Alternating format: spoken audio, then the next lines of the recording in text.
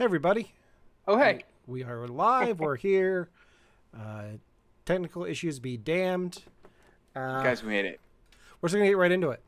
Hey, everybody. Welcome to You Have to Watch This podcast. I'm Alan. I'm Ryan. And I'm Devon. And today we are talking about The Return of the King. Ryan's back, everybody. The King has returned.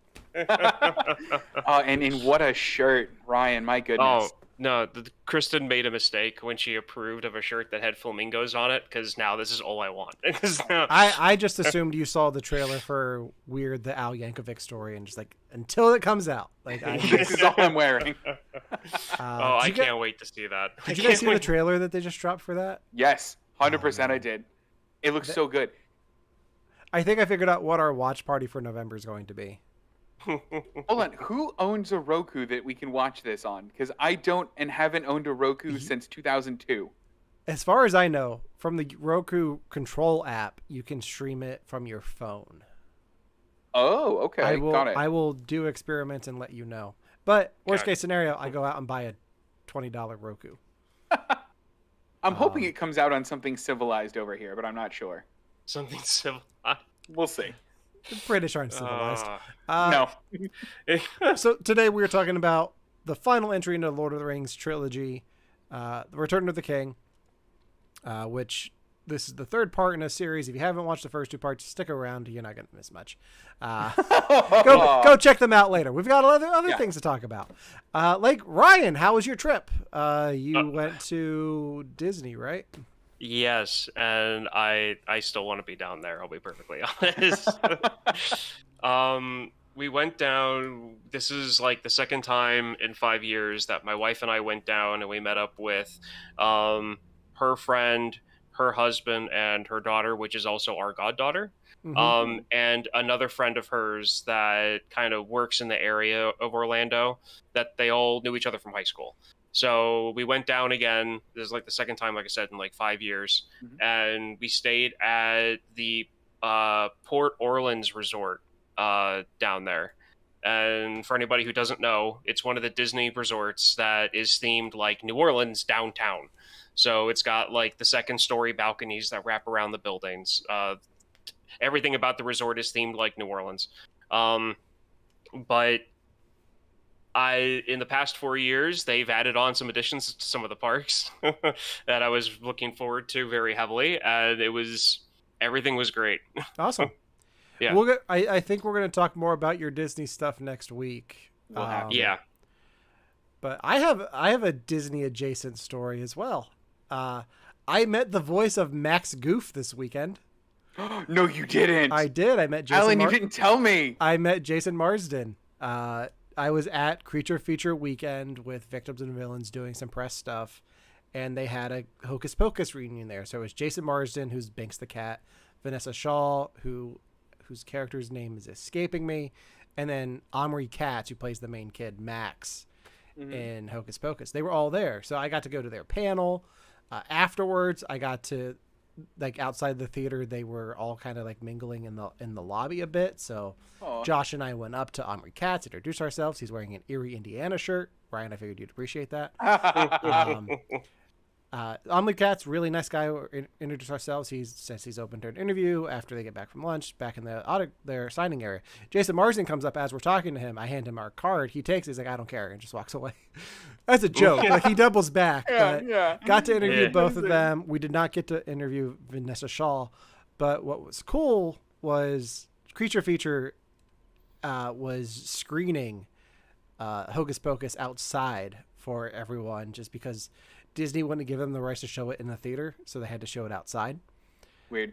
But I was in a screening with Josh, and I checked my Facebook on my phone in between movies, and Creature Feature announced that evidently the Hocus Pocus event was now a live commentary. So they did a live commentary on Hocus Pocus.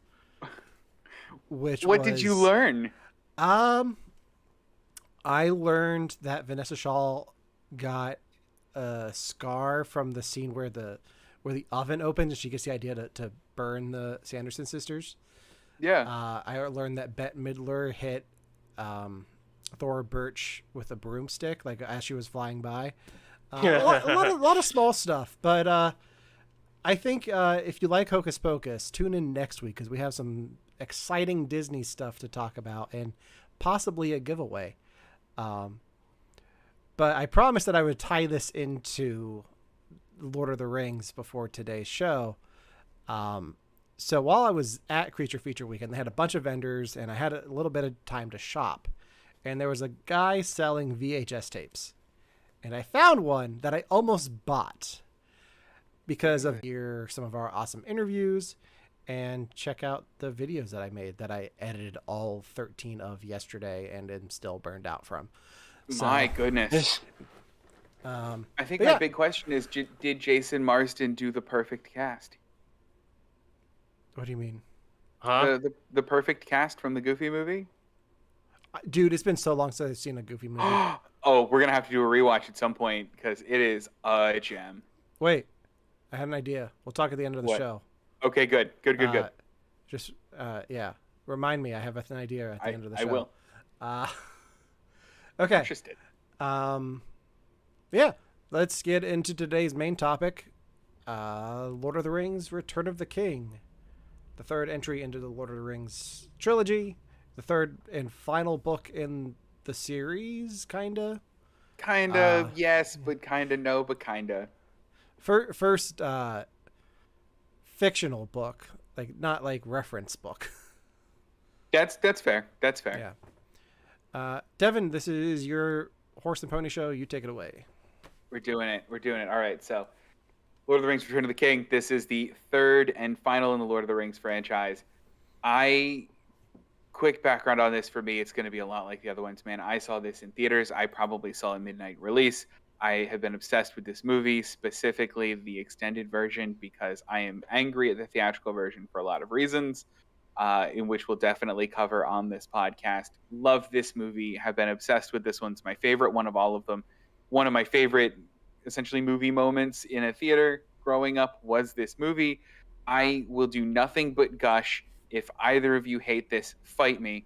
Now, with that praise out of the way, Ryan, what did you think of this movie? Well, before we get into that, Ryan has been absent the last 2 weeks. Ryan, what do you think of Lord of the Rings in general? Because we haven't really heard your opinion on any of this.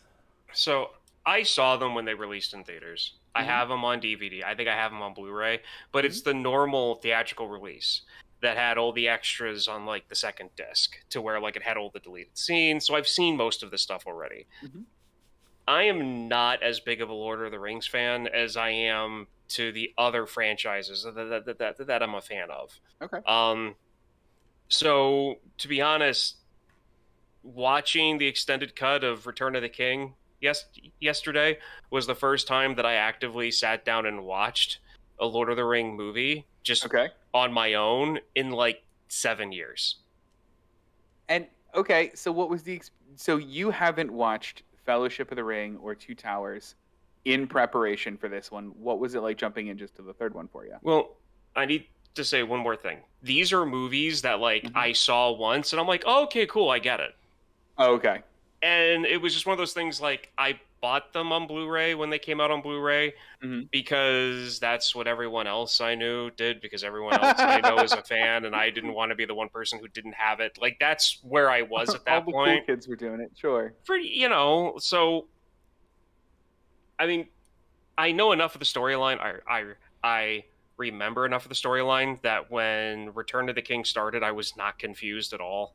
Oh, good. Okay. Because I know it. I saw it enough when I was younger. I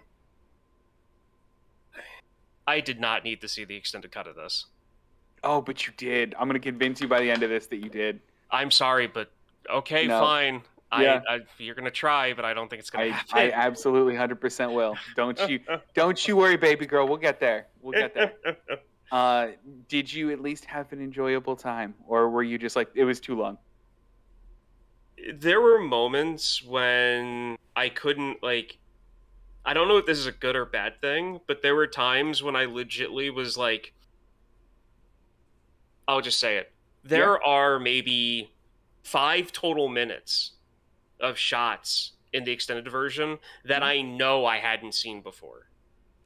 Okay. Other than that, there were moments where I'm like, am I watching something I've never seen before? I don't know. I can't tell. So I'm going to attribute that to how crucial the extended edition scenes are to the plot. Actually, Because it go ahead. didn't. I'm sorry I'm doing all this now. Alan hasn't No. really gotten It's to his totally thing fine. yet. It's totally fine. I mean, I brought this up myself, so. Okay, yeah. So my thing is that anything that the extended cuts did, I already had assumed by the theatrical release. Okay. Like, I'm going, like, one of the major parts of the film of Return of the King is when I forget his name, the one who's in love with Steven Tyler's daughter, Aragon. when he goes to the cave with the troll and the elf to get the souls of the dead army, the green guys, to like fight for them. Yeah. The theatrical release told me everything I needed to know. They went into the cave, they saw this scary half-dead king, and they said, "We only will do the stuff for the King of Gondor." And he's like, "Well, I am." And then they faded to black, and then nothing else happened until the ships rolled up. And I'm like, "Oh, cool! That was a cool surprise." They all came off the ships. Like, that's 100%. I'm sure that what I just explained was in the theatrical release. You're right. That's exactly how that sequence played out in the theatrical release. Okay.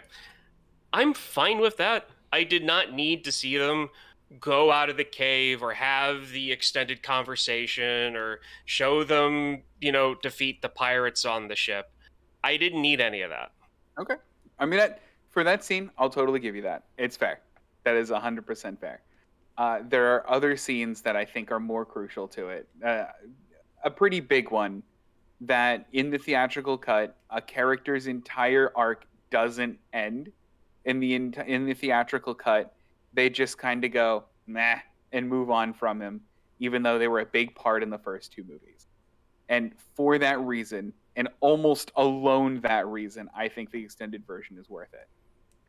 I'm curious to know what character you're talking about. So same here. Okay, so I before would like we to get give into my what you thought thoughts of it, first. I would love for you to give your thoughts first. We'll talk about this in a moment. Alan, this is the first time. So I'm very curious about, because you had kind of seen bits and pieces of the previous two movies. Yes. You thought, or you told me last week, you thought Helm's Deep was the final battle of all of the movies, and that you had no idea what happens in this one. Did you watch it and go, oh, right, I remember that thing? Was this all completely fresh? So I lied to you last week. The only thing I remembered from this movie, because I think it's the only part I watched, because I was like, meh, okay, is the opening scene with Smeagol and fishing. I remembered that. But beyond that, I had no idea there was a ghost army in this at all. Yay! Which I'll get into later about why that made something click for me that I always wondered about. Okay. I know from the memes how it how it was going to end, and like the memes from it, like the one that we posted about the never thought I'd be fighting beside an elf. Yeah. But no, I hadn't seen beyond that opening scene. I don't think I've seen any of this movie. And what did you think? Tell me. I cried at the end. Oh my god, me too. I got teary-eyed. Oh my god. Oh, hold on. We have to do this. What part? Yes. I didn't know that Frodo left at the end. I had no idea any of that happened. Oh man. So the music there and like the ending with Sam, I was like, and then the Annie Lennox song during the credits, which I did not expect. Which won an award, by the way. Oh, we'll be talking about that. Okay, good. But yeah, I really enjoyed this. I like this more than Two Towers. I did split up the viewing this time, so I think that helps. I think that's my key to Lord of the Rings is I'm not gonna watch the extended cuts beginning to end. Like it's gonna be part 1, part 2, yeah. So if I ever go to rewatch these again, it'll be and like want to actually pay attention to them, like not have them on in the background. It'll be like that. Yeah. I watched this one straight through because it's how I watched all of them. It was fine, but it was definitely a longer sit. Mhm. But just so much happens in this movie that I just love, love, love. Well, So I Ryan, mean, did you watch a this in lot. one sitting? I mean, a lot does happen in Yeah. 4.5 hours, Devon. I mean, I- seriously. I beg to differ. I feel like a lot didn't happen in the 4 hours the Snyder Cut had. If Snyder would cool off we on the can't slow-mo don't a say little that bit, on the then internet. yeah. Don't say Snyder on the internet. Like, do you want us to that- get canceled from HBO Is that Max? bad? Like, Is that bad? I HBO Max didn't is know canceling everything. I don't know if they can cancel That's us. fair. So let's not This talk. could be us. That's fair. We're done. We're done. Just pretend I didn't say that. We'll wipe it from the record. Gone. Yeah. Whatever. Discovery Plus is not my enemy. It's not my enemy. It's not your friend though either. Yeah, true. So Devon, what was that again? I'm sorry. I was so focused on making the joke, I missed the question. Oh, there wasn't even a question. I was just talking about how I had. Did you? Oh, Ryan, did you watch it essentially in one setting, or did you break it up? I was planning on breaking it up, but then I got like 2.5 hours in, and I paused it to go to the to use the bathroom. Mm-hmm. And I'm like, I'm just gonna watch the rest of this. I can't. I was like, I can't. Just soldiered through it. I'm so proud of you. Okay, so to circle back to the conversation that we had brought up before, it actually happens kind of right at the front of the movie. The big reason that I think the extended version is so incredibly crucial is they don't wrap up Saruman's plot in the theatrical version at all. Saruman isn't in the movie even a little bit. They show up at Isengard and they go, he's in the tower. And then they go away and he's never brought up again. Okay. So, knowing I've at least started this movie from seeing the opening scene, I knew that I had never seen Christopher Lee's death in this, and I didn't know that's how it happened. Because so if I did ever watch this or start watching it, or it was on in the background at a party, I never saw that. So like that took me by surprise. How like. I guess they cut that for time? I think according to Peter Jackson, they cut it for pace, essentially, where like they needed to keep the movie going because The Two Towers admittedly is a bit of a slow burn of a movie. And this one has a lot of battles to get through. Okay. Essentially, if they just go, Sauron's dead, and say that sentence and don't show anything, then you can assume that it happened off camera but it really like that whole like cut of the movie spoiled their relation. Peter Jackson and the guy that played Saruman, Christopher Lee, like really soured their relationship because like it was such a crucial part of it. So with that whole sequence is gone. Yeah. So literally, they meet Merry and Pippin on the kind of shelf or kind of on the wall, and they go, "Yeah, we beat Isengard. Saruman's dead. We're good. Thanks. Bye, guys." And then they like leave. So does that mean that the giant marble thing that everyone touches and is like obsessed with isn't in the theatrical cut? It's still there. I think it's just like we took it from Isengard. It's like it's waved away in a sentence, isn't it? No, it's not. So when Pippin looks in the water and sees it and goes after it, that's still in the theatrical cut. But like how it got there isn't explained at all. Well, because there's so much chaos during the Two Towers battle that, with the trees and the orcs and the water and the steam and it's just assumed that like that's where it ends up. I love that Merry and Pippin just become the Jay and Silent Bob of Middle Earth in this movie. Like they take out Isengard and like, okay, now we're just gonna go sit on the wall and smoke. Really? like you're talking about two characters that were probably like, I don't want to say they were the laziest hobbits in the Shire, but I feel like they were like the average hobbit. Like they were like the average temperament, the average, like amount of patience and curiousness of a hobbit. So like that's how I kind of saw those two characters. And Pippin is probably the one character that I hate the most inside the entire trilogy because he annoys, every single thing he does annoys me. All of it? Even in this He movie, causes so much chaos within the series. Think Tell about me. it. Just think about this movie alone. The Okay. things that he does that caught like because of his curiosity, he grabs the marble ball thing Mm-hmm. that he's told not to when he does anyway. And then Mm-hmm. Sauron sees him. And then, it's just there's a lot of stuff that he does that puts other stuff into motion that just made things harder for everyone throughout the entire thing. But at the same time, if it wasn't for him, Boromir's brother would have been burned on a pile.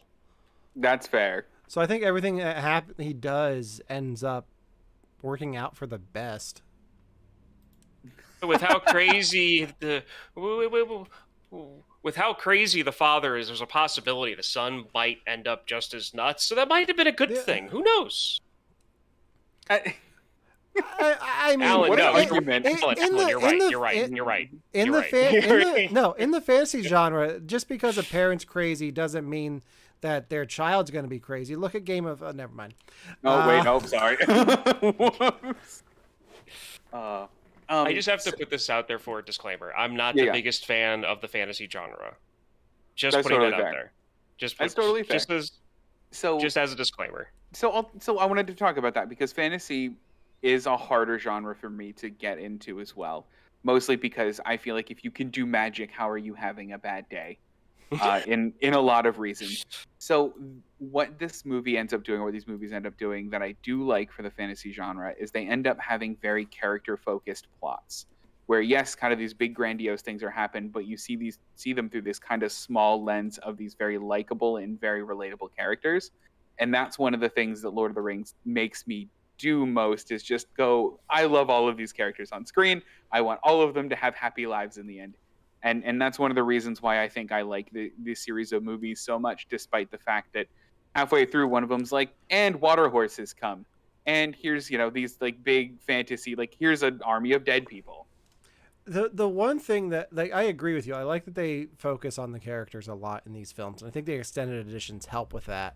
Mm-hmm. But one thing that I found myself doing throughout all three of these, and especially in this last one, was it would get to a point where I'm watching all of these scenes and all this battle stuff. I'm like, we haven't seen Frodo in a while. Wonder what he's up to. Like, it becomes distracting at a certain point where it's like, okay, wait, what about this other guy? Like, we're going to go see that story anytime soon? Like, what's going on? Like, not that I don't like what I'm seeing, but I'm curious about this other stuff because you haven't given me that in a while. Well, I think it's interesting for the pacing of it too, where if Peter Jackson or I mean Tolkien had opted to just say, okay, look, the story is getting the ring to Mount Doom. We're going to follow Frodo and Sam as they find and leave people on their way to Mount Doom. This could have been one book, really, because their journey isn't that long and isn't that involved. And where it becomes more involved is essentially these little disparate pieces that are built up to that battle at Mordor. And that's essentially the payoff for what everything has been building to at this point, is all of these people you've been meeting, all of these factions, all of this infighting, all of these humans, all of these elves, all of these dwarves, they're here essentially to build you up to everyone's going to be a big distraction so Frodo and Sam can walk in. Was that effective for the two of you? Did that feel like that then paid itself off well because that battle is that battle? Or was it, okay, there's a lot of other stuff, and the thing was getting the ring to Mordor? I thought the big battle at Gondor was the big battle of the movie, but no, there was another one 20 minutes down the line. Or in this film's case, an hour down the line because it's like 5 hours long. Right. I mean, it worked out eventually, but I was a little worried, okay, so is the rest of the movie just going to be Sam and Frodo walking into Mordor? Like, I didn't know about the final battle. I didn't know how many battles were in this. I guess I just don't know my war history of Middle Earth. So, how dare you? What about you, Ryan? Did that pay itself off well for you, or is it just like? I just see it as I'm going to sound like a total nerd and someone out of his depth, but I don't care. It's just decent military strategy to me. Like, you make a giant big distraction so you can get your people in to do what they need to do. It makes sense to me. Okay. Yeah. For me, like, it's here. To bring up another movie, Devon, that that you had us watch. I think it was Captive State, the one with the aliens in Chicago. Yeah. Okay. And there was a big difference between Alan and I on that one. Mhm. I was fine with them introducing a bunch of the characters midway through to pull off their like little like bombing thing that they did. Alan didn't like it particularly because they didn't really like have these characters in prior, and he didn't really get to know them before it happening, and that's 100% a valid thing. Like, it's just two different views of the film.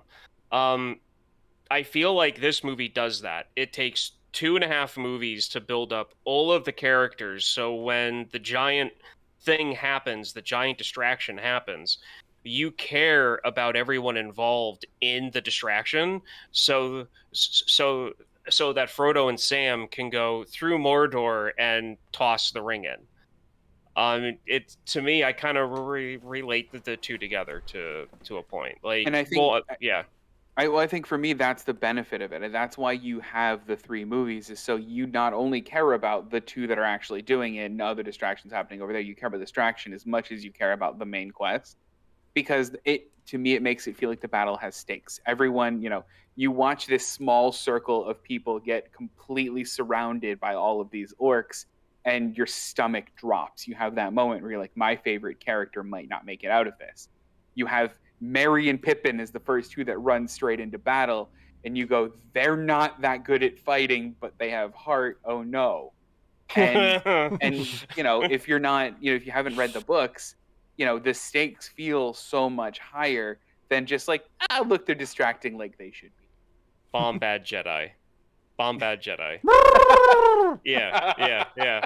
Pretty much 2 bomb bad Jedis. Yeah, pretty much. If anyone doesn't know, just Google it, and you'll have a good 5 minutes. You'll have a good 5 minutes. Good is a strong word. I'm going to say something controversial. Devon, ask me the question. Okay, so question from Jay and Silent Bob. Or is it Clerks? Is it Clerks? Clerks 2. It's Clerks 2. There's only one return. Is it of the King or of the Jedi? Gun to my head, if I had to pick one of those movies to watch, I'd probably go Return of the King. I am not a big fan of Return of the Jedi. Like, it has great parts in it. Okay. But I could do without the Ewoks. Like, everything on Endor up to a certain point, up until that last battle. Yeah. No. Like, the whole middle chunk of that film, I could just not do. Like, I just skip. Like, it's getting Han out of Jabba's palace and then Death Star, and that's it for me. That's the movie. Yeah. I kind of agree. I mean, be honest. Both have their merits, but this one's definitely longer, though. It's fair. Ryan, of the King or Jedi? This Jedi. is a big deal now. Jedi? Okay. Why? In like... I have no problems with Ewoks. Okay. I have no problem with them. I don't have problems with the Ewoks themselves. Like, but just like Return of the Jedi is fine. This film does a better job of wrapping up a whole, like, as a trilogy. Actually, I don't want to get into that. Never mind. If you were to ask me right now which film I wanted to watch, I'd probably go Return of the King. But that's just today. Like, there might be another day where I want to watch Return of the Jedi. That's exciting. So. Okay, so Alan, I've been asking you this question, either overtly or kind of you've mentioned it in your talk anyway. For 2 movies now, I'm going to ask it one more time. Alan, who is the hero of the Lord of the Rings trilogy? So before, just to fill Ryan in, before I was saying Aragorn. Yeah. I'm going to change my answer. Do tell. Samwise Gamgee. Yeah, sorry, that was a swear word, but that was exactly what I was looking for, man. That's it. You nailed it. He's the most compelling Hobbit. Like Frodo has his whole thing with the ring, which is fun. Like, the ring's like making him weak and draining his power, like his life force, and like making him go crazy. And then like Smeagol and Gollum are trying to like kill him, but like the whole time Sam's like there as a good friend, going with Frodo. And at the end, like, he returns and saves him and takes the ring to protect it from the orcs. Like, if what this does is like set up Sam for like the next adventure that we never get. Mm-hmm. So yeah, and I think that, at least for me, so he's been my answer because I had the benefit of knowing how the movies end. But seeing his journey, especially through that lens of, oh, he's really actually the true hero of this, you start to see those little things, like in the first movie where he goes, "This is the farthest I've ever been from home," or like realizing that he finally gets to visit the elves after wanting to for so long, and he just wanting to get out of there. Like, watching that progression, even though, you know, the movie tends to frame Elijah Wood as like the big hero of it, watching him go through that journey is so incredible to watch. But Ryan, do you have differing opinions? Tell me all about it. Who do you think the hero of the movies are? It's not a particular person. Okay. It's something that two of the characters engage in that I feel like is the real hero. Is it the smoking in the beginning? No, it's the essence. It's the essence of the body count game between the dwarf and the elf that wins this. That basically makes sure that everything happens correctly. Because if they weren't competing for, you know, like how many bodies they can drop throughout, you know, like pretty much the entire series, I feel like that competitive edge to make sure that they were doing what they needed to do wouldn't be there. Yeah. Now for my serious answer, yes, it's I was Sam. like, that's pretty much a like. I feel like anyone that's ever seen the series, it's Sam is the one that made that pretty much is there to like guide Frodo to what he needs to do. It's like, you know, like here, the Green Bay Packers. Oh boy. I'm serious, okay? Yeah, I'm on the journey. You've got Vince Lombardi, who is pretty much seen as like the best American football coach ever to live, pretty much, and be a coach for a team. That era of Green Bay is just like thick of trophies and championships because of Vince Lombardi. Okay. Yes, there's a lot of Packers in the Hall of Fame.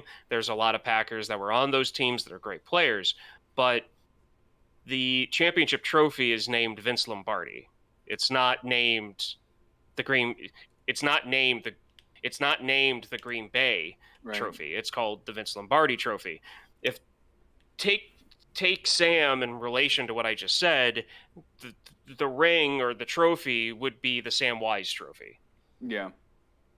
Because he was there to pretty much push Frodo to what he needed to do. He was that bulldozer behind Frodo going, "No, go. I don't care if you're tired. Go." It's totally fair. So, doing my research for this movie, I found out there was one particular part of it that Peter Jackson did not want to do, but he kept in for the purists. Do you guys have an idea of what part that was? No idea. Is it Gollum's origin story? It wasn't. It was the ghosts. He didn't want to do the ghosts. And Alan, you brought it up. I want to talk about the ghosts. So for the longest time, I have wondered, how does Peter Jackson get the Lord of the Rings? I want to make sure I get the name of the movie right. When the last thing he directed before this was the Michael J. Fox movie. I think it's The Frighteners. Yeah, The Frighteners. I don't know this. The Frighteners is a 1996 movie where a man can communicate with the dead and uses that ability to con people. If you ever seen the clip of Michael J. Fox in the 90s, like yelling into the distance and like saying Doc by accident and then cracking up like, Doc, like this isn't Back to the Future. That's what this movie's from. The only... when I saw those ghosts, like that's how Peter Jackson got this job, because the ghosts are very similar to the ones in that. Are they green and like kind of translucent? They're translucent. It looks like they're blue in the trailer that's playing right now. Is that? Oh, okay. Yeah. Yeah. So that solved a puzzle of how did Peter Jackson get Lord of the Rings as a gig. I truly hope, You know what? I've seen this trailer. Okay, or not this trailer, but that poster with the face coming out of the wall. I know. I'm right there with you. I know exactly what you mean. But Ryan, thoughts on Ghosts? How did you, especially since you seem kind of like largely like over fantasy. That part in particular seems very, very, very fantasy and very much like, okay, we're gonna take ghosts to go fight this battle. No, see, a lot of weird movies where stuff like this happens, like Ghosts of Mars. Fair, okay, okay. Like I've seen other movies where they do this kind of thing, so that really wasn't the fantasy part. Like where I'm not in like take like Renaissance, medieval times, the Dark Ages, mix them together, throw in some, change up geography, throw in some dragons. That's when you start to lose me. Like Okay, that's when I'm okay. just like, okay, no, this is not my thing. That's why I've never really been a big fan of Game of Thrones. It's why I never started it. It's the whole aura feel of the show that it's just, it doesn't interest me from the start. Mhm. I developed this over the course of time. I was crazy about these movies when they first came out. I wanted to get into fantasy stuff after this movie came out, and then when I searched out other stuff that was fantasy, that's when I quickly realized that it wasn't my thing. So it's more of like the Witch King flying on his serpent dragon thing that gets beheaded and 2 sword chops. Like that's the type of fantasy stuff I just cannot. Actually, the only animal thing I liked in this was the giant elephants. Those were very cool. Very The cool. Timothy Oliphants? The elephants or whatever. Yeah. No. I liked Alan's better. Yeah. By the way, one of the corpses of it was an actual practical effect, and at the time it was the largest prop ever made. I have dozens of those little facts. I'm just going to pepper them in. But the ghost didn't bother you as much, Ryan? No, I mean, the ghost didn't bother me that much. I mean, even wizards don't really bother me that much. I mean, They really don't. It's just like Sorcerer's Apprentice. I love that movie. You know what? We got to watch it for the show because it's. Have you not seen it? You've never seen it? No, I have. I think we've all haven't we? Yeah. That's really a shame. That's really a shame. I mean, so we'll just have to. If only we knew somebody who had a Nicolas Cage podcast that we could. We could all do it for. Yeah. We'll have to. So then the last thing I wanted to bring up about the movie, and then Alan, I want to talk about some of the awards and stuff that you've been doing your research on, is the end. So I remember seeing this in theaters. I remember, a lot of people that I knew seeing it in theaters, and the conversation I kept hearing over and over again was, holy cow, this movie did not end. This movie has like 5 endings, and it could have stopped at any given one of them, and it just keeps going. I strongly disagree, especially the one where they're on top of Minas Tirith, and the hobbits bow, and then Aragorn goes, my friends, you bow to no one. And then they all bow, and I cry every time. I haven't seen this movie at all and didn't cry at that part. Did you guys think that there were too many endings? What was your take on it? I want all the thoughts. I don't know if it's too many, but you could end it at any one of those and it'd be a satisfying ending. You could end it there where everyone kneels, and that's a good ending. You could end it when the hobbits are back in the Shire, just going back to life and drinking beer. That's a good ending. You could end it with Frodo finishing the book, and that's the good ending. Like, all of them work as an ending. It's just like, no, not yet. Yeah.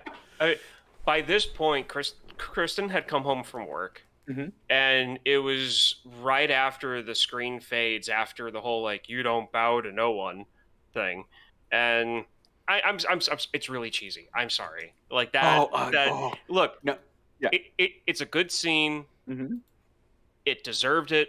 They deserved it. I feel good for the characters, but oh my God, the cheese was coming out of my speakers like Swiss. Like that was ridiculous. There are some cheesy lines in this. I'll give you that. And so, like, Kristen came home, I paused the movie, and as she walked over to me, I said, this movie has so many endings. And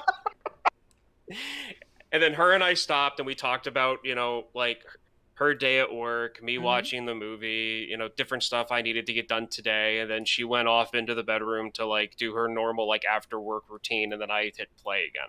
But yeah, no, I'm definitely in the camp that like they're all good. They are all excellent. They are all good stopping points for each character that they show and then they move on from, because after they show the four of them at the Shire bar, you don't really see you don't see Pippin and Merry until they go at the very end to go to the boat.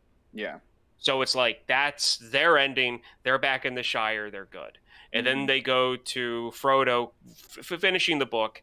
He closes it. He's done. He's good. They show, them go out to, take the Hobbit from the book The Hobbit to the boat, and then Frodo goes, and then that's their official ending. And then they show Sam, and then that's his ending.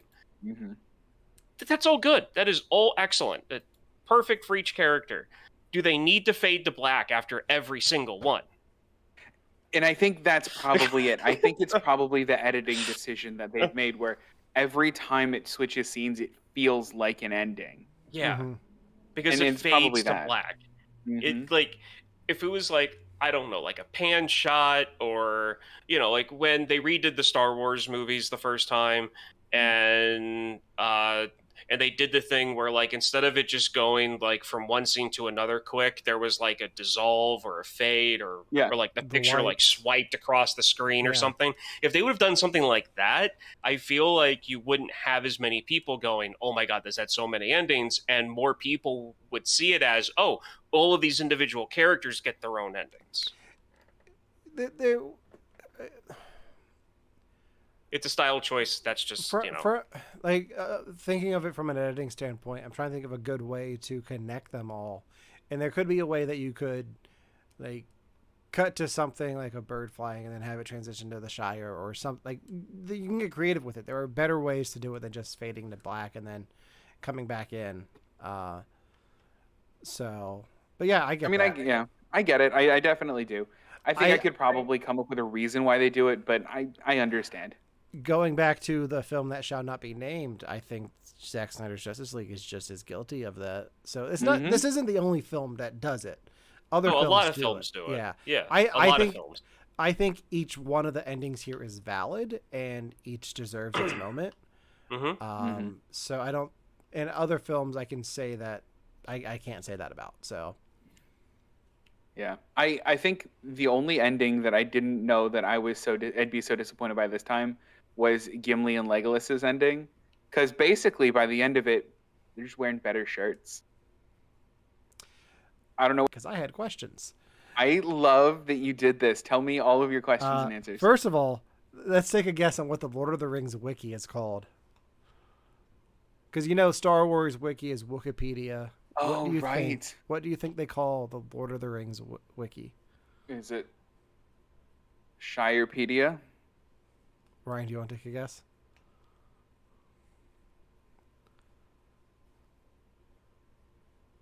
I'm lost. Okay. I have a blank. I'm sorry. It's one wiki to rule them all. Good job. So I don't know where this is from, but eventually Samwise Gamgee, another Hobbit of the Shire, the dwarf Gimli, along with his great friend Legolas, made the journey to the Undying Lands. It is unknown how they took Gimli's how the elves took Gimli's arrival, as he would have killed someone. Pretty much, they eventually go to where Frodo and Gandalf are. That's cool. That's cool. They went to go see their friend. Yeah, no, they get to go live with them. So explain the Undying Lands to me again, Devon. So the Undying Lands are essentially they're just west. It's another continent off to the west. It's much like if West left Westeros. Yeah, or like it's if I were to go west from where I'm at right now across the sea, It is a really long passage, and the only people that they let take that passage are immortals, which is why the elves go over there, and they also allow ring bearers to go over there, which I guess technically Gimli and Legolas kind of apply to. Legolas is more immortal, so that makes sense, but Gimli, I guess, kind of applies. He's a hero. But they only let a few people go over there, and the reason that they're so restrictive is because it is untouched by evil, that land. Only Middle Earth has the evil in it. That's where all the good and the bad and the ugly can happen. But in the Undying Lands, it's nothing but immortals just living their lives being great. Okay. So I have questions now. I have answers. So everyone leaves at the end of this film for the Undying Lands where there is no evil.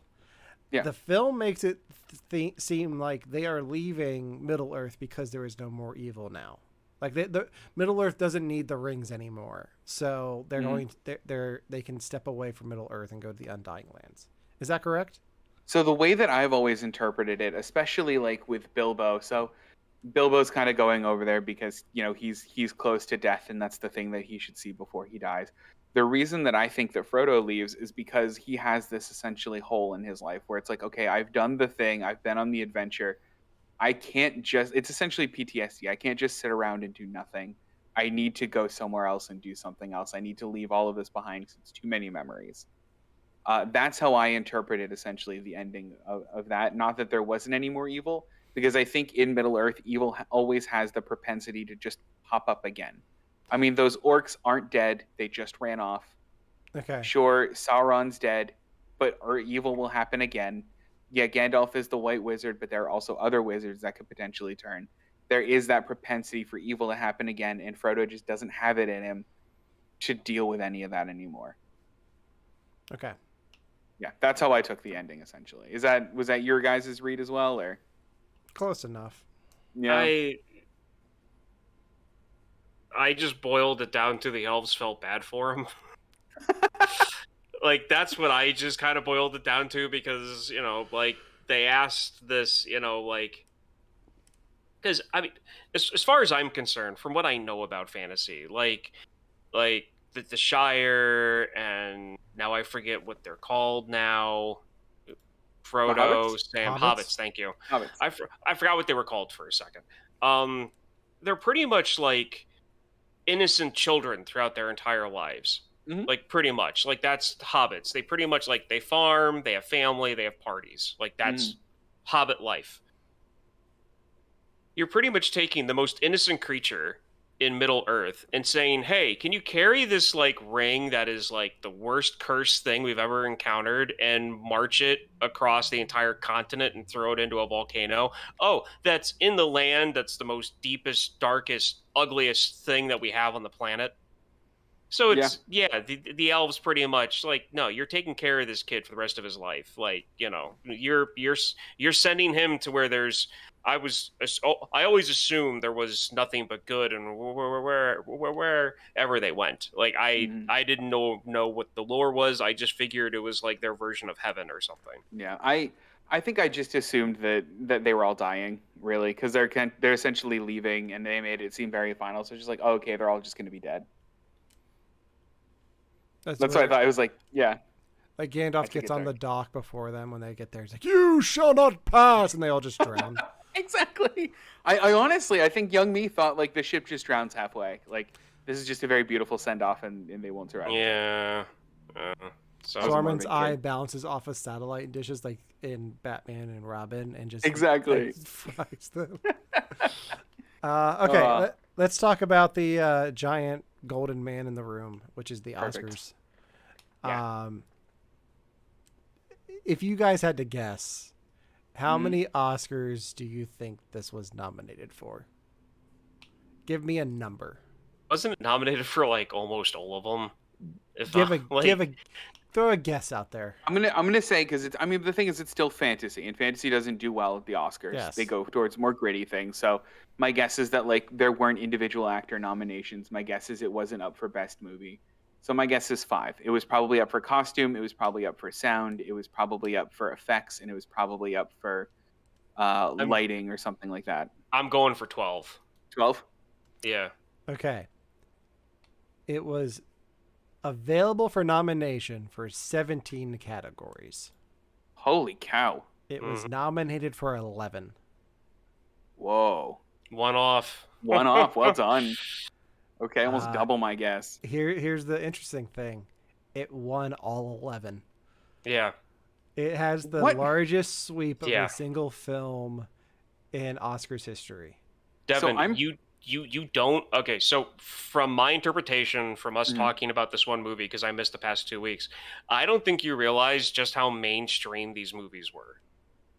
I think because I got into them, they had to have been pretty mainstream, because this was even at a time in my life where I'm like, I don't want to watch movies there where these fantastical things happen. Give me gritty and real. Like, only if it's a real life thing. Give me human stories. And then I'm like, but Frodo in the ring. So, like, it had to have permeated culture a bit more than that. Oh, yeah.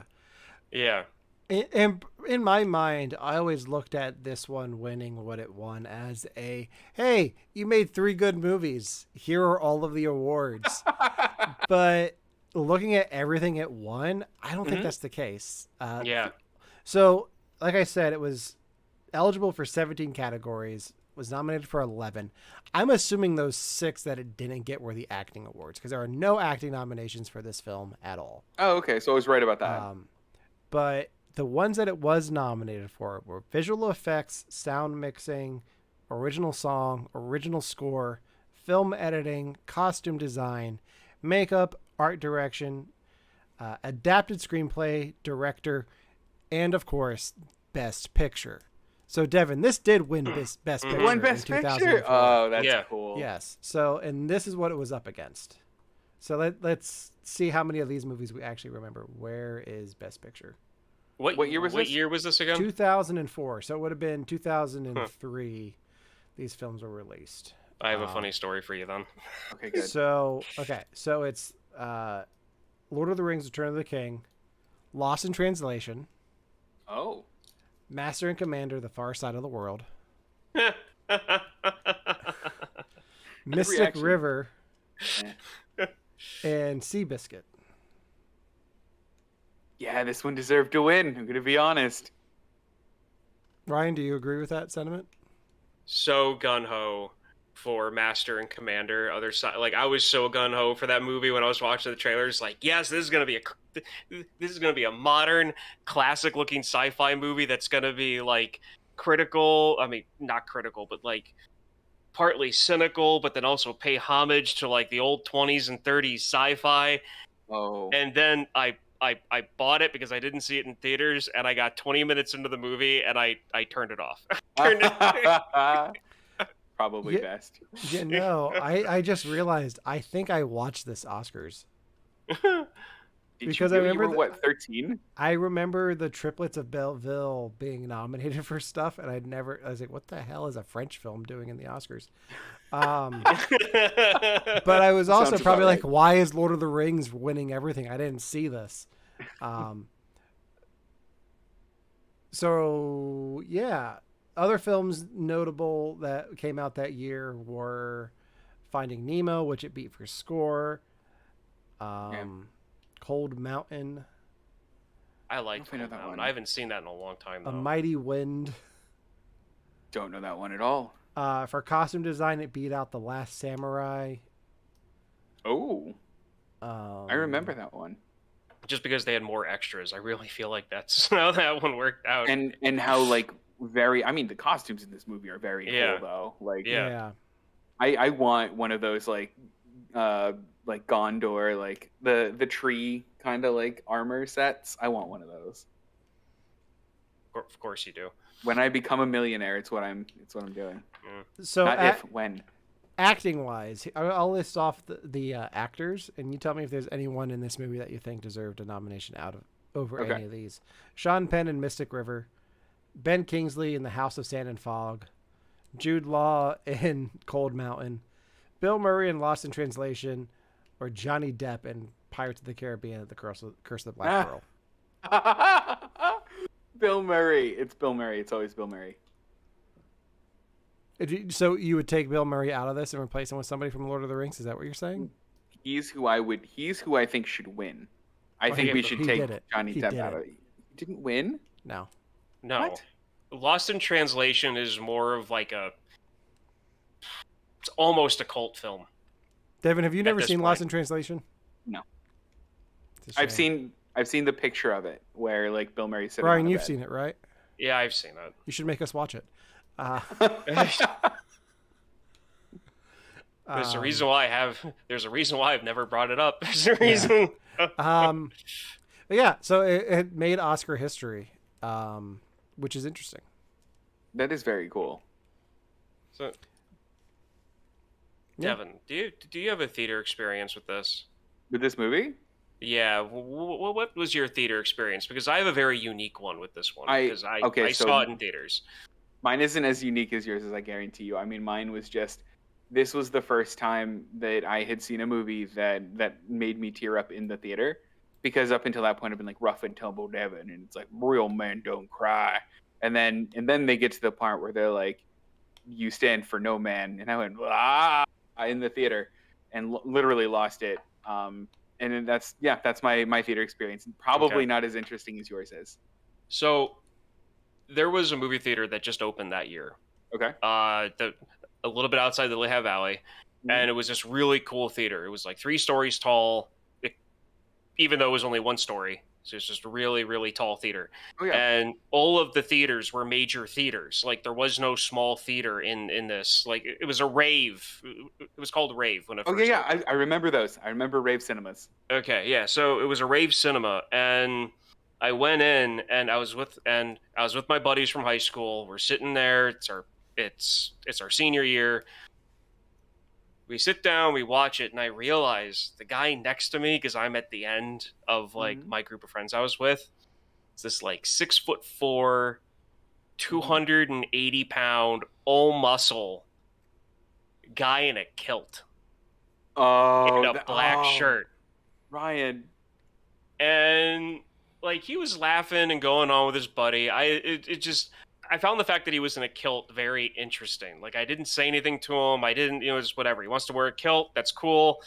If he can pull that off, fine, whatever. So I'm like, okay, so I'm watching the movie, and it gets to that point where it's like, you don't bow for no man. And I swear, and I thought there was a lady crying behind me. And I turned to look because I was, 18, I was like 18 years old. And I was nosy, and I wanted to see, like what type of disaster was happening behind me. And it was the guy sitting next to me in the kilt. Ryan, I was that guy. That was me. It wasn't muscle. I was that guy.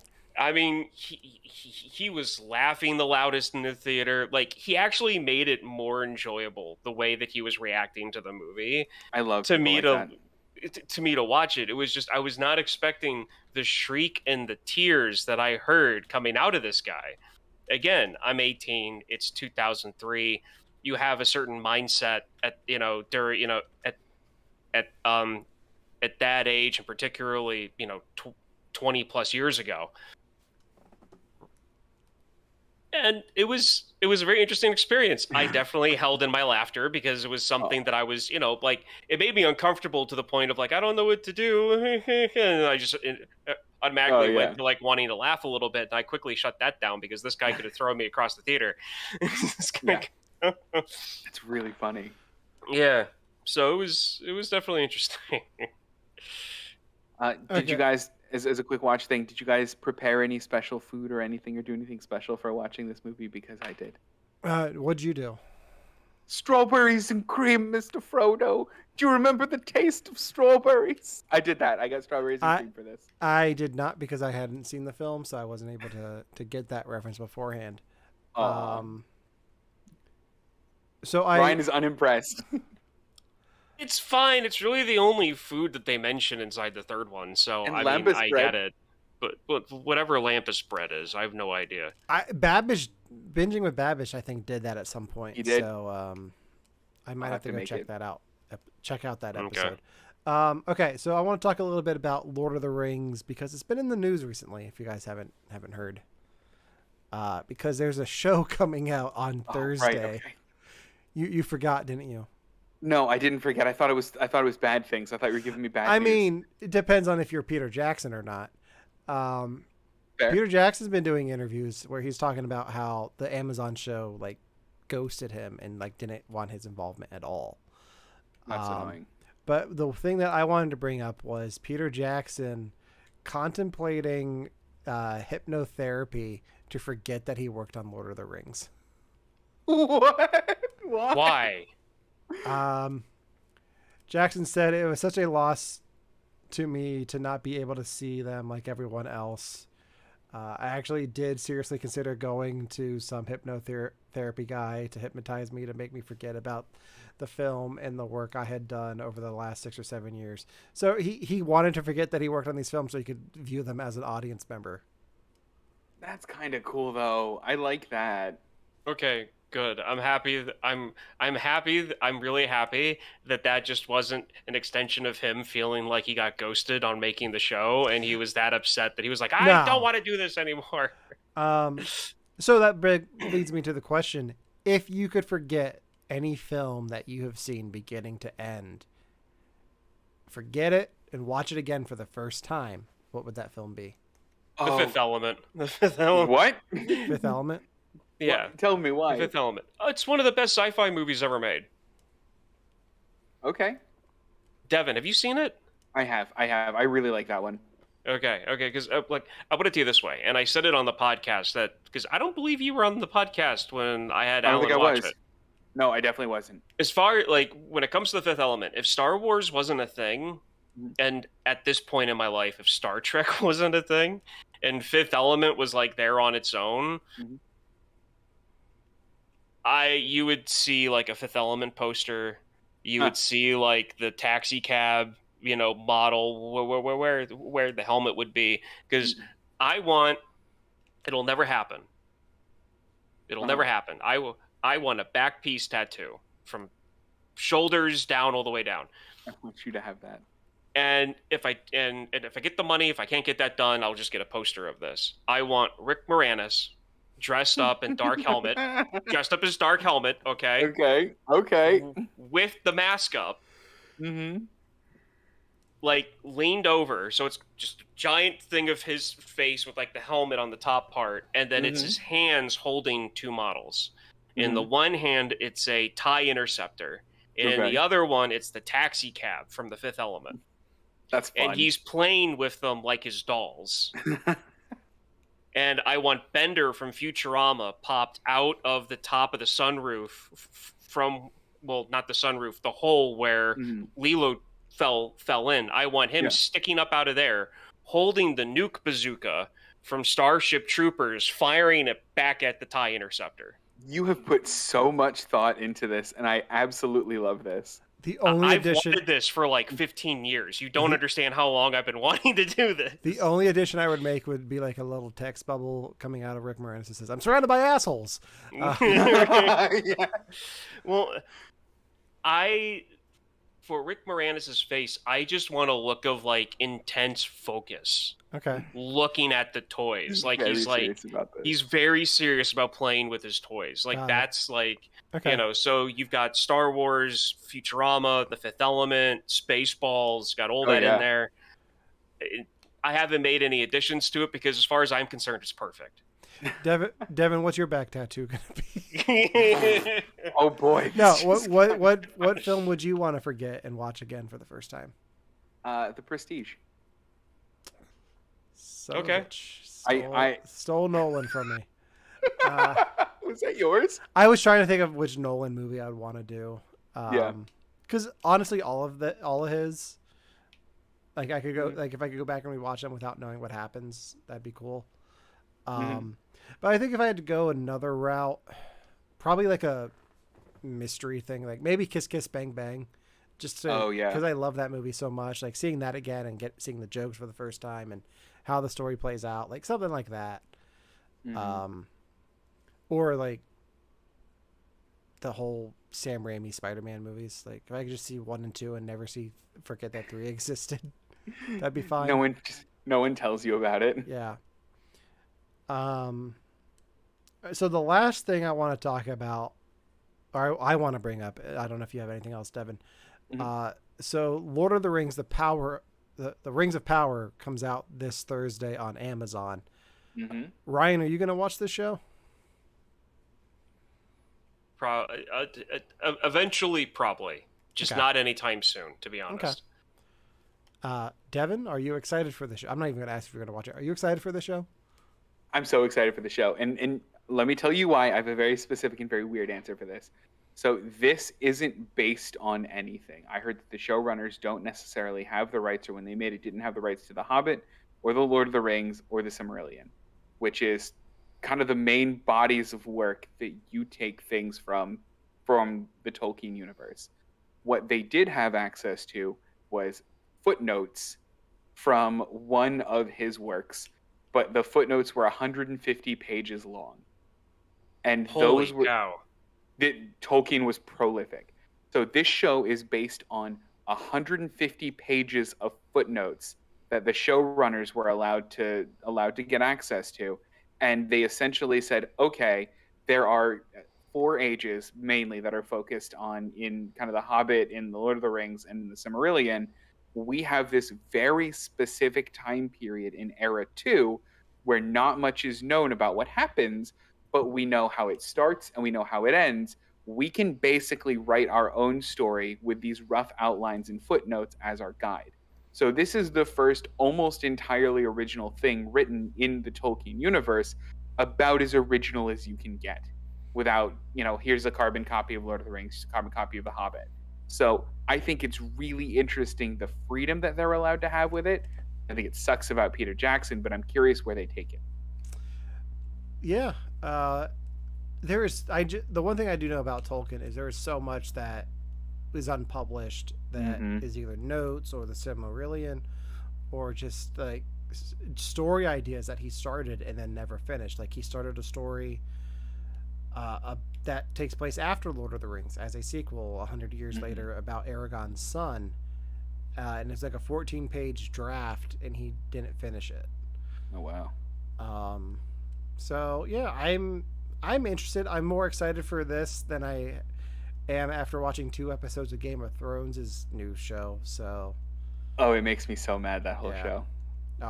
You are the first 2 I have heard that have said anything negative about it. Do people love it, Ryan? As far as from what I'm hearing, everyone's like, "Oh my god, it's got the best viewings," and I can't wait to see where this is going, and all of this other stuff about it. Because HBO Max doesn't need good press right now. I've seen those too. Like the fact that I saw a video the day after that show came out where somebody was outside an apartment building and you could see all the TVs were synced up watching House of the Dragon, and I was like, okay, yeah, people are curious because everyone did like Game of Thrones, but I don't forget how Game of Thrones ended and how I felt afterwards, and I haven't seen anything in this show yet to make me be like, okay, I'm in. Like, there's nothing that's grabbed my attention that should have happened by now. I'll keep watching it. I feel like Game of Thrones jumped its own shark. Like, it did all of the shocking things in its original run that they can't really do much that shocks you, and you're like going, yeah, that's just what the series does. Yeah. That's pretty much it. There it was. There it is. That's chaos theory. I am as interested in this new Game of Thrones show as I was the last one when it came out. So, but the last one, okay, I told Devon this last week, but I'll tell you this: like the first show, the first episode ends with incest and then throwing a kid out the window. That doesn't happen in this show. No. So, I think we have Ryan hooked. I think I see. Okay, so here. No, that's just we don't have to keep talking about this. No. We need to wrap this up. Yeah, I just. That's good enough. I definitely understand that sentiment. Yeah. Okay, that's all I got. Okay. Last thing I will say is I watched some clips of the animated Lord of the Rings film. I'm so happy you did. I'm intrigued. If I can find the whole thing, I will watch it. But I did watch some of the comparison stuff. I found like a comparison between the 2 films. And I don't know how I feel about the rotoscoping animation, but I'm willing to give that a shot just to see how they combined it into one story. Oh, but those the the the animated clips I've seen terrify me. Oh, I mean, it's Steve Bakshi. I mean, this is what he does. Is he does some very light rotoscoping on things. The movies that he had done before this were essentially the same thing with the anti-drug messages. And then for some reason he had Lord of the Rings and did those, or did that one movie. It's very strange how they combine it and condense it into a single movie. And what I love the most are the songs that they add to it. Wait, there are songs added to it? Oh, there are songs. The opening song is Frodo of the Nine Fingers and the Ring of Doom, and that's the opening song to all of it. So, oh boy, it is a trip and a half. Oh man, it's good Okay. times. No. It's good times. No. All right, so next week we teased it at the beginning of the show. It's Ryan's pick. I know what Ryan's pick is. Ryan, I'm going to throw this to you before I make the suggestion for all three of us. Do you want to make it a triple feature?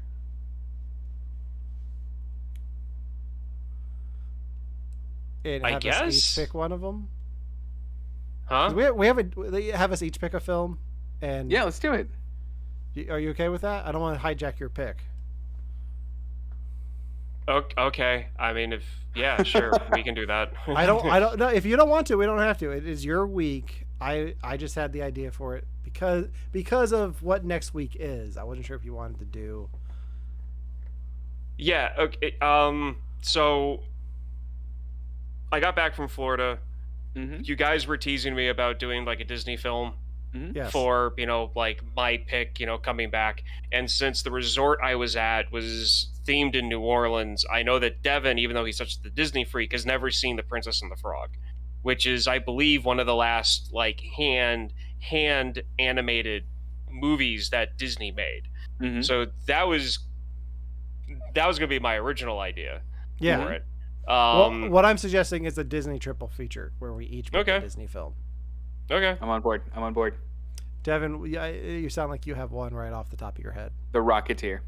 The Rocket. Hold. I've seen that one. I know you have, but Alan I have hasn't. not. You Oh, have man. you of all I ha- people. I have not. No. Oh, now I have to come up with one. I haven't seen the new Chip and Dale movie. Oh, that's tempting.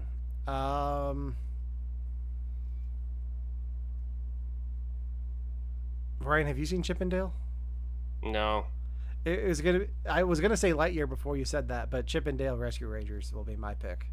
Perfect. So yeah, join us next week for a Disney triple feature where we'll be talking about Chip and Dale Rescue Rangers, Princess and the Frog, and the Rocketeer. That's a good mashup. I It love is. And also tune in next Thursday because I think Devin and I are probably going to be talking about the Disney Plus Day stuff that comes out. So we'll be doing a review of that. In the meantime, if you're watching us on Facebook, YouTube, or Twitch, hit that like or follow or subscribe button wherever you're watching. You can also listen to You Have to Watch This podcast on all major podcasting platforms, including Spotify, Apple Podcasts, and Stitcher. You can visit our website, you have to Rumrunners Podcast Network.com to visit our show and all the other Rumrunners Podcast Network podcasts. Until next time, for You Have to Watch This podcast, I'm Alan. I'm Ryan. And I'm Devin. For Frodo, we will For see you next Frodo. week.